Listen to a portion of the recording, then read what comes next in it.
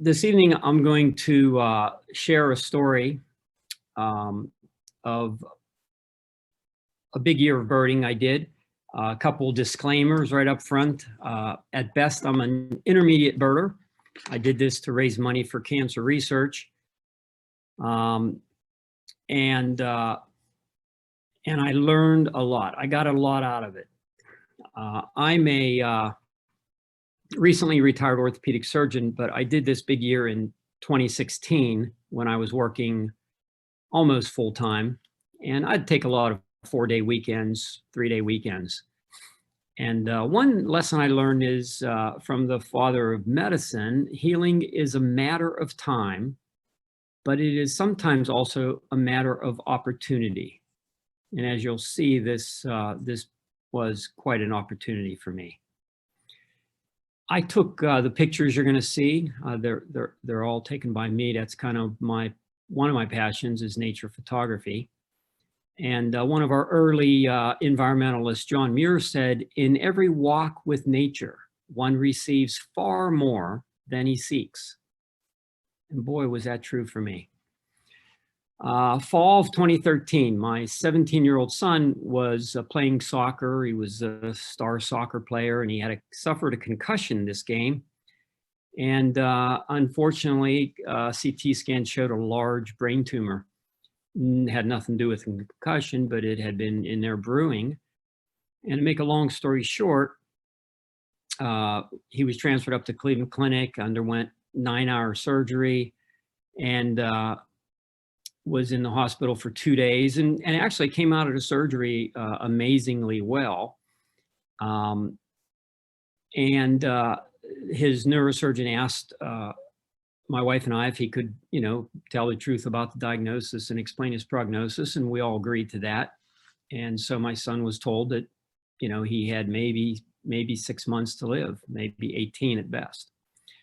So we're driving home that day after he was discharged, and I see him in the back seat of the car on his iPhone. I knew what he was doing, reading about a glioblastoma. And he said, "Dad, there really isn't any good research for this. Why don't we raise money for research for this type of cancer?" Now, my wife and I are both physicians, and we were both involved at a teaching institution, and we had been involved in research, and Joe heard us talking about it around the house. So he knew a little bit about that. Of course, my head was spinning, and the last thing on my mind was starting a foundation to raise money for research. But 2 days later, he called me over to his laptop and showed me a YouTube video of his neurosurgeon making a presentation at a national meeting about an interesting treatment. And my son said, "Look, there are some things going on here. We should raise money for cancer research." So he started this foundation to raise money for cancer research. And that's where I met Hallie Mason. Our first fundraiser event, she was a nurse practitioner at the hospital, and she offered as a auction item to lead a guided tour, a guided birding trip in Amish country where she lived. So I got to know her, and she, as you'll see, went on to become my big year coach and one and only cheerleader. So my parents were in their mid to upper 80s, and I had just moved them into my home here in Ohio from Pennsylvania a month before my son's diagnosis. And so, we had 3 good years together. And we'll fast forward though to 2016. And Sig Olson, one of my favorite nature writers, said that, "I have found that people go to the wilderness for many things, but the most important is perspective. They may think they go for the scenery, but in reality, it is something deeper. They go to the wilderness for the good of their souls."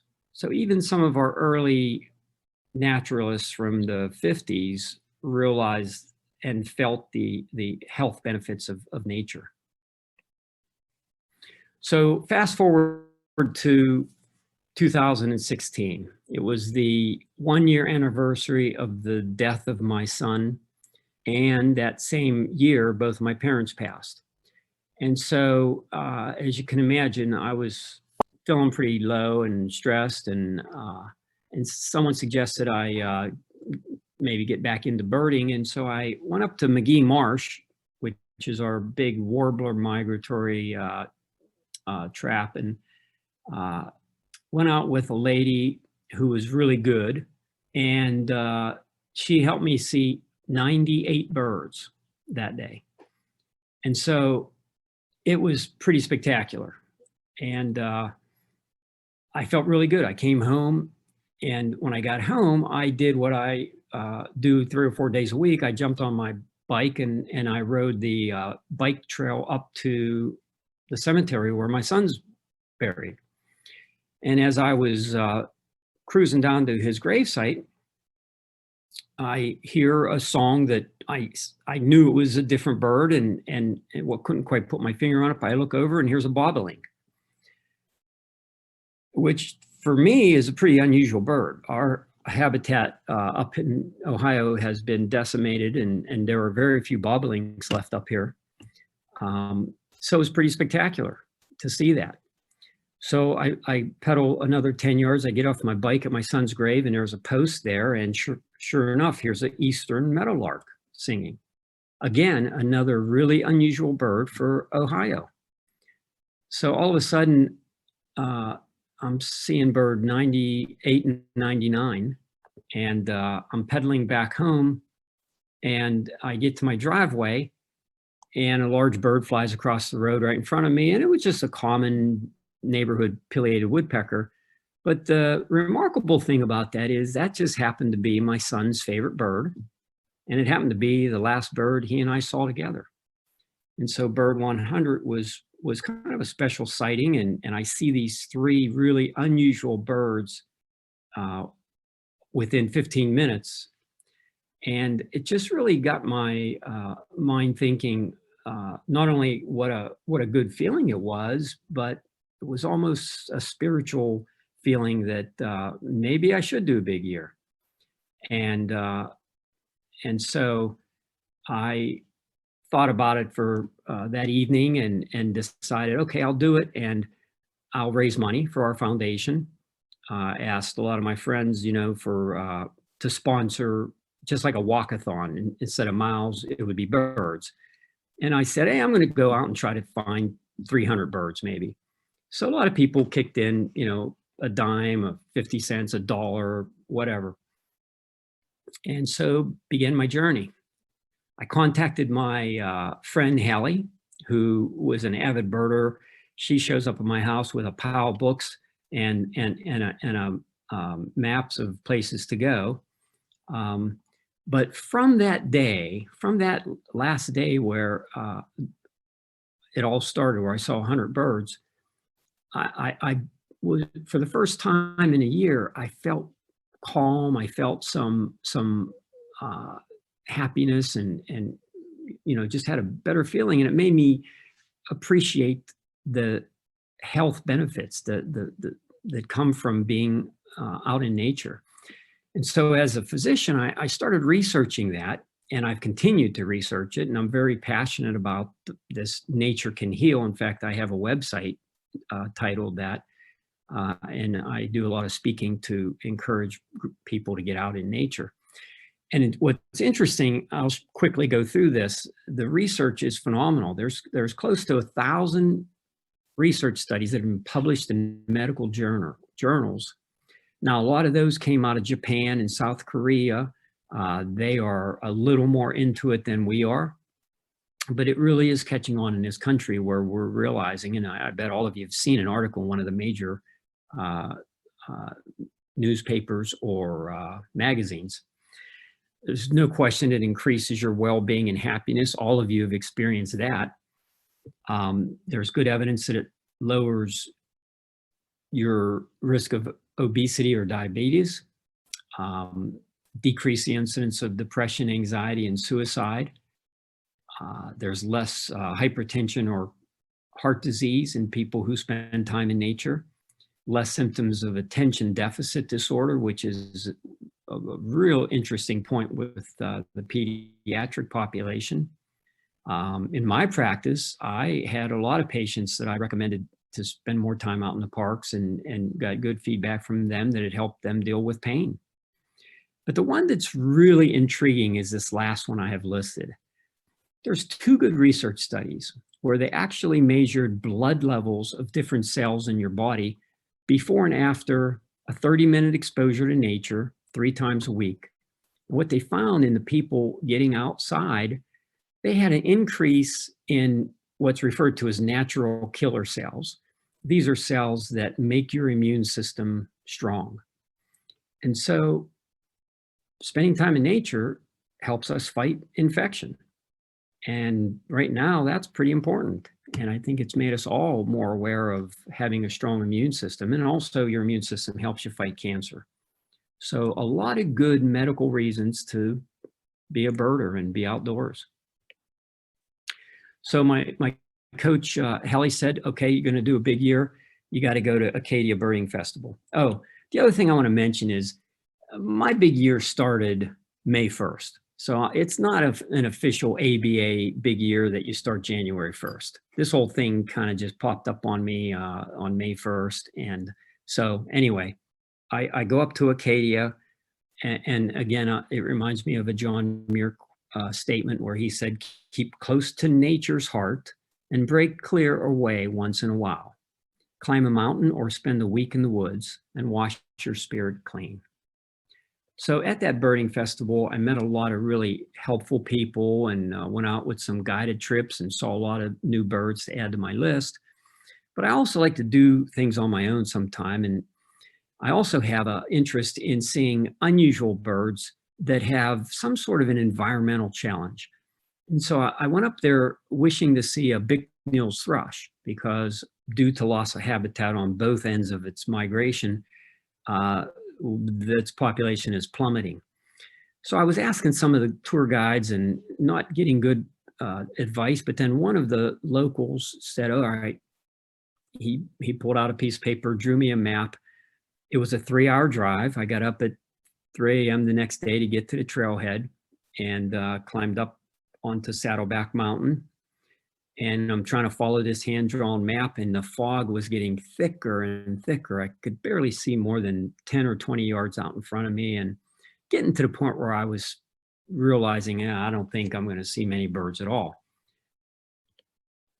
And walking down this trail, and then there's a little clearing, and off in the distance, I see a small backpacker tent and a person standing near it. So I kind of walk over that way, and the young fella turns around and looks at me, and I couldn't help but to just think, wow, reminds me of a little bit of Joe, same height, same thin muscular build, kind of had the same outdoor apparel on that Joe would wear when we did our hiking and birding trips. And this fella had binoculars around his neck, and the first thing he said to me was, are you here to see a Bicknell's thrush? And I thought, that's pretty weird. But you know how us birders are. We don't pass up a good tip. And I said, yeah, believe it or not, I am. And he said, come on, follow me. So we followed the trail for a while, and then he takes me off the trail a little bit into an area. And all of a sudden he puts his hand up for me to stop walking. And then he points to his ear. And sure enough, I hear Bicknell's thrush singing. Driving over there that morning, I was listening to the tape to become familiar with the song. And I'm really excited. This is just almost too hard to believe. Part of me wants to talk to this young man, but then the other part of me is, I got to go along with this, him, wanting me to be quiet, and I want to see this bird. And off in the distance, I'm hearing it singing, and I'm thinking, geez, I sure hope I get to see it. And right after I kind of thought that, I see something flying right towards me, perches up on a branch right in front of me, and I couldn't believe my eyes. And as Henry David Thoreau once said, it's not what you look at that matters, it's what you see. And here's this beautiful Bicknell's thrush, and I was so excited. I turn around to share my excitement with this young fella, and he was he wasn't there. So I thought, okay, he went back to his tent, and I turned to walk back to the tent, and right there on the trail is a gray jay, another bird that I hadn't seen yet on that trip. It was kind of on my wish list. I walked down to where his tent was, and I flush a spruce grouse. Now, I know they're not that hard to find, but I hadn't seen one yet that trip. And so within 15 minutes, I see 3 really unusual and for me, very exciting birds. But his tent was gone. I could see the imprint in the weeds where it was set up. And I thought, well, okay, he went down the trail, so I'm just going to walk quickly and catch up to him. I want to talk to this young man. And the trail went over the hill and into a long, long meadow. And I thought, oh, I'll see him, and then I'll realize how fast I have to walk. I get to that point, nowhere to be seen. Never did see the young man. Back in Ohio, I saw a lot of the local birds with the help of Haley, and just a lot on my own with eBird, and just had a lot of good tips from people. Not all sightings were good photographs. The scope picture on the right, Haley calls me at work one day, and she said, Joe, right after work, you got to go out to Lake Wellington. There's a Ross's goose. So I go to Lake Wellington, and there's 1,000 Canadian geese, and I'm scoping and scoping and scoping. And finally it came out from behind a group of Canadian geese. And so I was lucky to have the opportunity to see that. But of course, a lot of the birds do pose and provide good photographs. She calls me again one day and says, Joe, there's an ivory gull up in Flint, Michigan. We got to go. Tomorrow morning, I'll pick you up at 4 a.m. Wasn't even on my radar. I never thought I'd get a chance to see an ivory gull, but sure enough, one had blown in there. And as some of you may know, a lot of these birds that get lost like this don't survive, and this one didn't. But it just brings up the point of doing chases. And I didn't do any chases on an airplane, but I did make a couple drives to see unusual birds. So summer was approaching, and I was so focused on planning these birding trips that I hadn't really thought much about summer vacation with the family. And so I came up with this idea where I was going to take the family on a summer vacation to Alaska, where we've always dreamed of going. And little did they realize that it was really a birding trip in disguise. And so we get up to Alaska, and I'm, with 18 hours of daylight, it was easy for me to get out for a couple hours in the morning and then a couple hours in the evening and find a lot of birds and yet do a lot of activities with them. This is Tufted Puffin and Horned Puffin. Just had an opportunity to see a lot of neat birds up there, including this common loon. And seeing the common loon reminds me of one thing I learned up in Alaska, talking to some people about the climate change that's occurring and the increase in the Bering Sea water temperature, and how it is negatively affecting the habitat to where these birds are having more trouble getting enough food. There was a major fish kill in the Great Lakes, where there were over 1,000 seabirds found dead. And they did autopsies on a group of them and found very, very high levels of mercury. And so a lot of things going on with the environment. And, if fish are getting high levels of mercury, these are the same waters that we're eating fish from, that these birds are eating. And so, it just really raised my awareness to some of the environmental issues we're faced with. Okay, back to the big year. Florida was very productive for me. Got to see a lot of neat birds, including one of my favorites, the purple gallinule.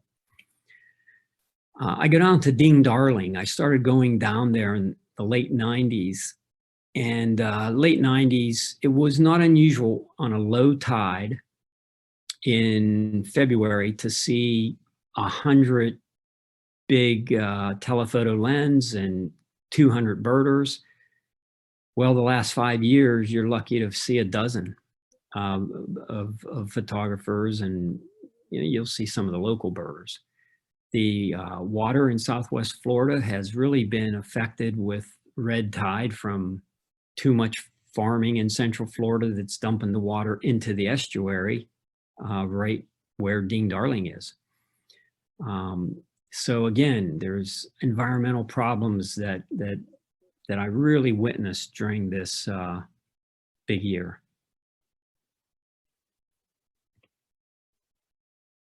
Everybody hearing me okay? Yep, it's coming through really nice. Okay, good. Okay, next stop was Rio Grande Valley Birding Festival. Saw some wonderful birds there, including green jay. But the most exciting tip came from one of the coordinators of the festival, who also lost a family member to a glioblastoma. And we were talking one evening, and she said, I just got a phone call today from a birder friend from Laredo, Texas, and he found an Amazon kingfisher. And it is like the second time one has been shown up in the United States. So she put me in touch with him, and he said, come up and meet me at such and such spot at 6 a.m., which again meant getting out of bed at 3 a.m., which all of you have done to find rare birds. And sure enough, he took me to the spot where the Amazon kingfisher flew in. As if that wasn't enough, he said, what other birds you need to see? Have you found a white-collared seed eater yet? And I said, no, it wasn't even on my list. So he takes me down the trail 50 yards away, and we see a white-collared seed eater. And then there's a flyover of green parakeets. Again, 3 birds that were not even on my wish list. Never thought I'd see an Amazon kingfisher in the United States. So this 3-bird repetitive sighting of 3 unusual bird keeps coming up. Tucson Audubon Festival, saw 90 different birds there, great habitat. I had a leader of one of the group tours I went on who, after going out that day, he said, you got to drive over to Portal, Arizona. He gave me the name of a fella that had an unusual bird visiting his yard. And when I went over there, I also got to see a scaled quail, which was an very unusual bird for me on my wish list. And in this fellow's yard was a streak-backed oriole. And you had to be there to crack of dawn. And sure enough, I saw it fly away. And he said, it won't come back all day. It's here. It feeds in the morning. I don't know where it goes during the day. He said, but while you're here, let me take you over to my neighbors. She has a blue-throated hummingbird in her yard. And so again, I see 3 really unexpected, unusual birds from a tip from basically a stranger. Last day in Tucson, I decided, I hadn't been down the Madera Canyon, and I decided to drive down. I was given the information on the trail to hike to see elegant trogon. I get there, it's getting late in the day. I didn't think I'd have much time to find one, and I start walking up this trail, and I didn't know how far to walk. I'm walking, and all of a sudden, out ahead of me about 20, 30 yards is a black bear and its cub crossing the trail. And they look at me and were probably as frightened as they probably weren't as frightened, because I was pretty scared. I know the danger if a bear has a cub. And I start walking backwards down the trail, and I'm thinking, I'm just going back to my car and going home. And at least I got to say I went to Madera Canyon. As I'm walking back down the trail, I look up and here's an elegant trogon just perched up in the branch at eye level, just right there. If that black bear hadn't turned me around, I may have never seen that bird. And kind of a side part of that story is my son's spirit animal that he always talked about was black bear. And so with the help of that black bear, I stumble across an elegant trogon. And as I'm walking back to the car and it's getting darker, I hear the song of a Western screech owl singing.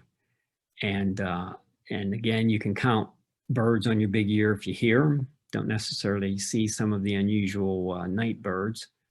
And as I'm putting my equipment back in the car, a Mexican whippoorwill sings out from nearby. So again, 3 pretty cool birds in a short period of time. My coach, Hallie, calls me at the office one day and she said, Joe, someone just canceled a birding trip to St. Paul's Island and you really ought to go.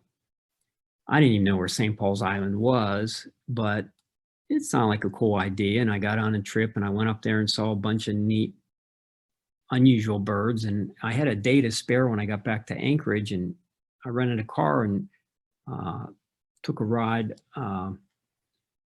And again, I had checked eBird the night before and saw a couple birds that I had yet to see, and one of which was this hawk owl. And so I pulled into an area where I could spot and look around, and look, I turn around and here this hawk owl staring at me from, gosh, probably 20, 30 yards away. And from that same spot, I find 2 other unusual birds that I hadn't seen that year, red crossbill and right now I just can't think of the third. But again, it was an experience of 3 unusual birds seen in a very short period of time. So it's getting close to the end of the trip, but Hallie keeps pushing me. Oh boy, you're doing so well. Why don't you go to Colorado? There are 16 birds there that you haven't seen yet. And she unfolds this map and says, here's the spots. And my God, it was, I didn't realize how far away those arrows were, but she had GPS points because she had made this trip the year before. And so I get up to Colorado and start driving, and I'm seeing most of the birds she had laid out for me with really good descriptions of where to go and what to look for. But that trip made me really think about the footprint, the carbon footprint that you make doing something like a big year. And during the entire year, I did become more aware of sustainable travel. I always tried to stay at eco-friendly hotels or friends' houses, or I even tent camped a few times. I always tried to rent hybrids. They're out there now. You can rent them at most airports. And then the last thing I became familiar with is something referred to as carbon credits. And the way that works, some of you may already know this, that if you're going to travel either by car or by air flight, you can get on these websites that sell carbon credits, and they have calculations on the number of miles you're going to fly, and they spit out a number of carbon credits that you can buy to offset your carbon footprint. And really where the money goes is to, it's a donation of money to a organization you choose. And I've chosen to donate to a organization in Ecuador that advocates for sustainable farming and shade-grown coffee. And it also tries to boost and encourage some of the local farmers to turn to ecotourism type farms instead of farms where they're just kind of raping the soil and trees. So you know, it doesn't completely make for the carbon footprint that we create from travel, but in my mind, it helped a little bit. Colorado was good for sage grouse. I got to see a lek and watch the ritual, but it also unfortunately reminded me of the environmental challenges that sage grouse face with loss of habitat from fracking and oil wells. And again, just kind of motivated me to do more to try to help the environment. Also got to see dusky grouse doing their ritual. So my last trip was to Florida. I decided that my wife and daughters needed to go to a tennis resort. And it just happened to be in the Florida Keys at the right time to be there for some good birds. So I don't play tennis, so they would go do their thing and I'd go do my birding thing. Found a lot of really cool birds there. And on the last day of the trip, I was at a site and ran into a young birder who helped me find a sawgrass flycatcher that was a long reach bird for me on my wish list. And it had been reported on eBird, and together we found it there. And he said, "Hey, by the way, if you drive down to Winley Key," he had seen a Bahama mockingbird there earlier, and he said, "Come on, I'll go with you." We drive down there, and sure enough, it flew back in and perched up close for a really good look. And then right near that, a western spindalis flies in. And so again, within 20, 30 minutes, I see three really unusual birds. Western spindalis is the last bird I found in my 12-month big year. And what an exciting way to end the big year. And again, seeing three really unusual birds. And so why did I frequently see three unexpected birds? I won't go through the whole list, but it happened 8 or 9 times throughout the year. Well, my son's Joe Blanda the third, even, you know, he always joked about the fact that my father was a Joe and my name's Joe, and he was Joe Blanda the third. All of his sports shirts were number 3. And in the Bible, number 3 is repeated multiple times with reference to a guardian angel. And so maybe there was something to this number 3.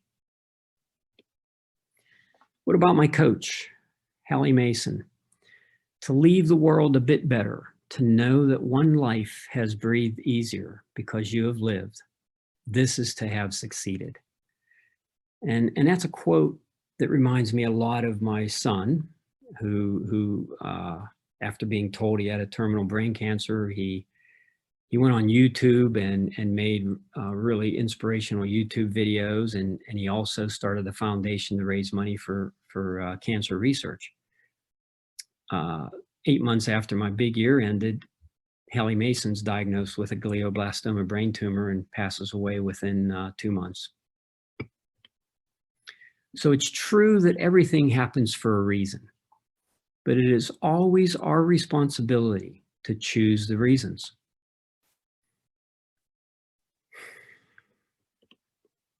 And so what did this big year do for me?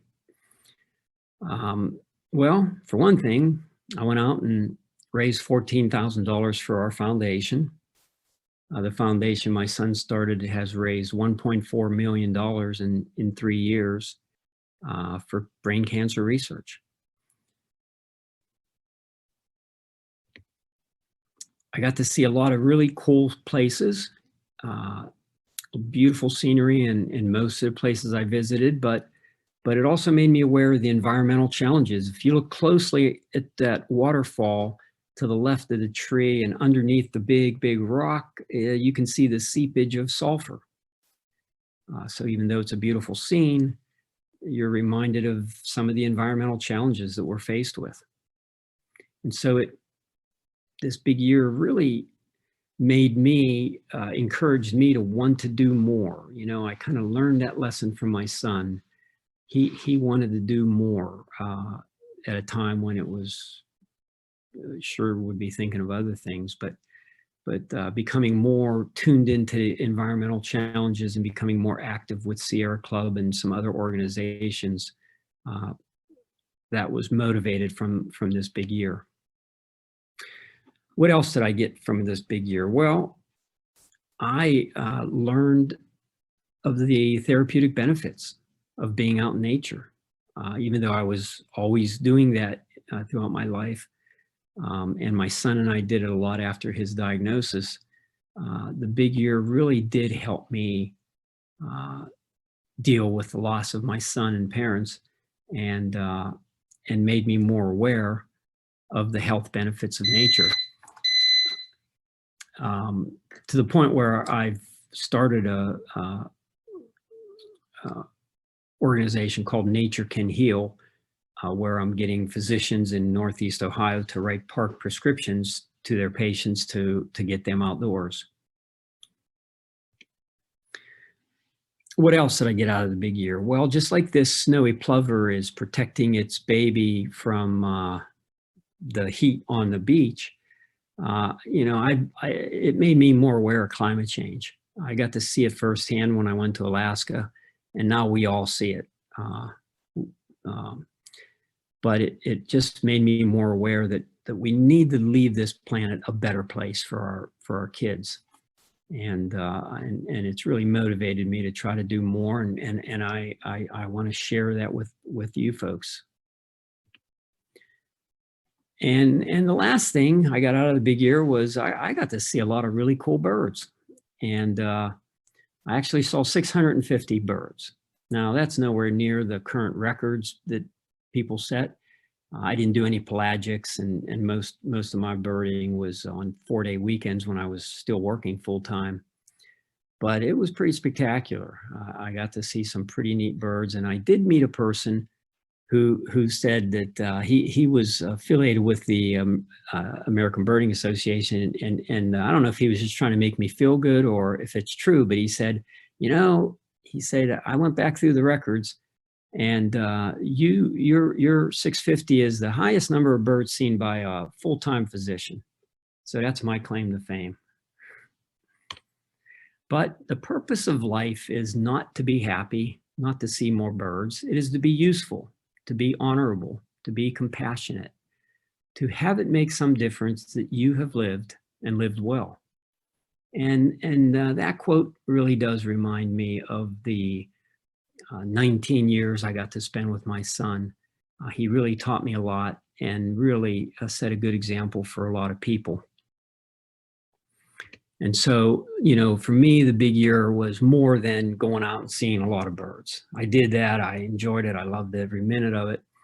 But it was kind of a spiritual awakening of the health benefits in nature. And for me, it really did help me deal with the loss of my son.